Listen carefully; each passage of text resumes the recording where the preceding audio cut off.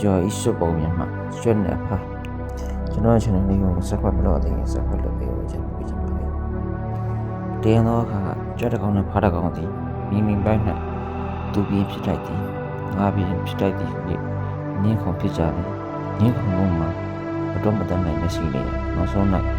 သူတို့သည်တုံးနဲ့တုံးဂျန်ပြီးတက်ခတ်ခြင်းကိုပြုကြပါ၏အစားတွင်ကြက်ကြီးမပင်များအောင်မှနေဖားကိုချောင်းမတက်ခတ်ရ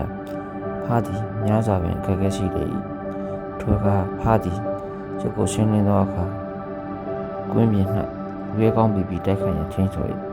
ကျွလဲဖားချင်းမှုချက်ကိုသဘောတူလိုက်၏ထို့ပြင်သူတို့နှုတ်သည်ကျိုးရန်တို့ကိုနှံနေများဖြင့်အသုံးပြုကာကွင်းပြင်၌တိုက်ခိုက်ကုန်ကြ၏ထိုအခါစွန်တကောင်သည်လေဆုံးရှိလျက်ပြန်သန်းလာပြီးသူတို့နှုတ်ကိုတွေ့ရှိသွားသည်ထိုအခါသူသည်ကလန်းလမ်းမှနေ၏သူတို့၏ရဲ့ရှိကိုစောင့်ကြည့်နေ၏ထို့နောက်မကြာမီမှာ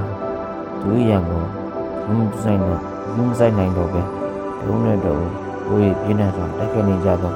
ကျွန်တော်ဖားတော်ကိုလက်တော့ပြီးထိုးသွားပါတော့သည်